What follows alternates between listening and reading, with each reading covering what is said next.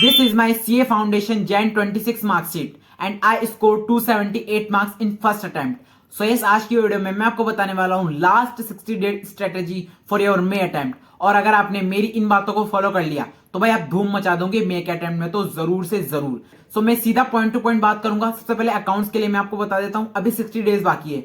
अभी एक महीने तक आप सिलेबस कवर पे ध्यान दो। अभी एक महीने तक आपके जितने पॉइंट्स बचे, जो जो इंपॉर्टेंट चैप्टर है उन पर ध्यान दो।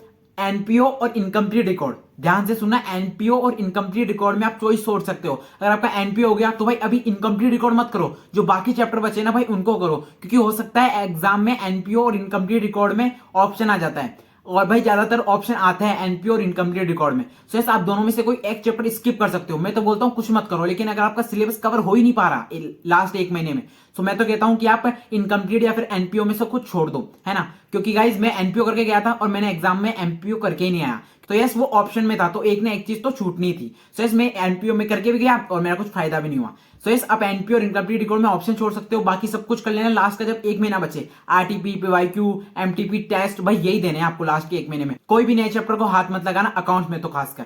अब चलते हैं अपन लॉ की तरफ। लॉ में मैंने एक डेडिकेटेड वीडियो बनाई है, आप वो देख सकते हो। तो साथ ही साथ मैं आपको बता भी देता हूं, लॉ में 30-40 डेज आप सिलेबस कवर करो। अभी भी कई आप सिलेबस कवर कर सकते हो, लेकिन साथ ही साथ अपनी राइटिंग प्रैक्टिस है उसको बढ़ा दो भाई अब। सो यस, आप अपनी राइटिंग प्रैक्टिस बढ़ाओ। अगर आप 2 क्वेश्चन कर रहे थे तो अब 4 क्वेश्चन करना स्टार्ट कर दो लॉ में। सो यस, लॉ के लिए तो यही स्ट्रेटेजी है, जितनी ज्यादा आप राइटिंग प्रैक्टिस करोगे उतना आपका रिजल्ट अच्छा होता जाएगा।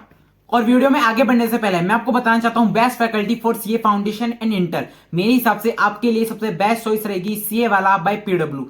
सीए वाला के रिजल्ट काफी ज्यादा इंप्रेसिव है। पूरी इंडिया में टॉप 50 ऑल इंडिया रैंक्स आती है, जिसमें से सीए वाला की 13 ऑल इंडिया रैंक्स है। मतलब भाई सीए वाला ने 13 ऑल इंडिया रैंक्स प्रोड्यूस करी है। और साथ ही साथ सीए फाउंडेशन में भी काफी ज्यादा स्टूडेंट्स ने 300 या फिर 350 प्लस मार्क्स स्कोर किए हैं अपने एग्जामिनेशन में। और साथ ही साथ पीडब्ल्यू मनाने जा रहा है अपना 4th विश्वास दिवस, और इस खास मौके पर आपको मिलेगा amazing gifts, discounts and offers. Get up to 70% off on all the batches of CA वाला बाय पीडब्ल्यू।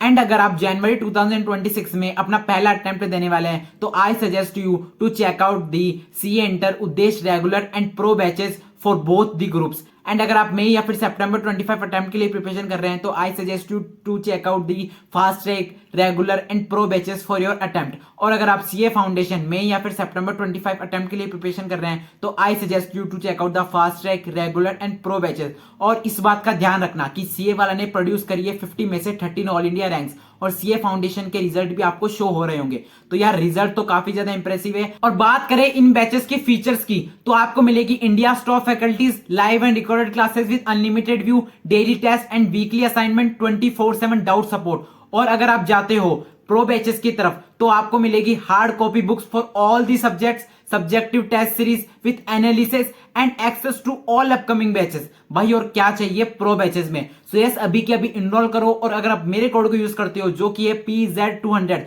तो आपको मिलेगा एडिशनल 200 रुपीज का ऑफ। और ध्यान रखना, रैंक चाहिए तो पीडब्ल्यू के साथ जाइए। सो यस, अभी के अभी एनरोल करो और पीडब्ल्यू के विश्वास दिवस का जो ऑफर है उसका फायदा उठाओ। वीडियो में आगे चलते हैं, और आगे चलते हुए अगर मैथ्स की लिए बात करें तो मैथ्स में भाई आपको कमांड रखनी है। एग्जाम में जाकर आपको भूला नहीं होना कि भाई आप जाके वहां पे जाके सब भूल गए। उसके लिए आपको प्रिपेयर करनी है थ्योरी फ्रॉम स्टैट्स।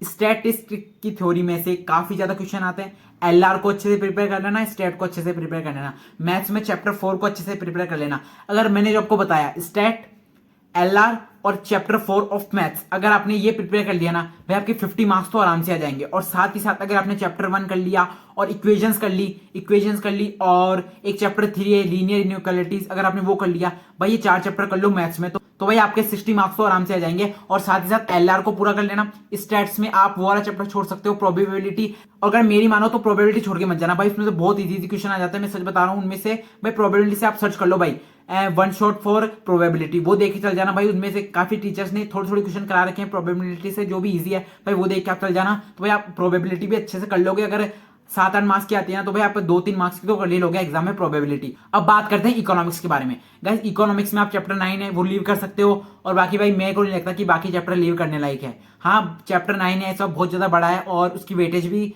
इतनी नहीं है जितना वो चैप्टर बड़ा है। तो ऐसा आप मैक्रो तो पूरी कर लेना अच्छे से, और मैक्रो में आप चैप्टर 9 को स्किप करके बाकी चैप्टर तो भाई करके चली जाना, क्योंकि भाई मैंने ऑलमोस्ट 80 मार्क्स, मतलब 1 मार्क कट गया मेरा, वरना मैंने 80 मार्क्स स्कोर किए हैं इकोनॉमिक्स में, 79 मार्क्स। तो भाई मैं बताऊं तो भाई आपको चैप्टर 9 छोड़ सकते हो, लेकिन बाकी चैप्टर अच्छे से कर लेना। और भाई मेरे जो मार्क्स है वो इंडियन इकोनॉमी में कटे थे। अगर इंडियन इकोनॉमी 10 मार्क्स का आया होगा तो मैंने उसमें से एक का भी अटेम्प्ट नहीं किया, क्योंकि मुझे क्वेश्चन ही याद नहीं आ रहे थे। तो इंडियन इकोनॉमी को रट लेना भाई।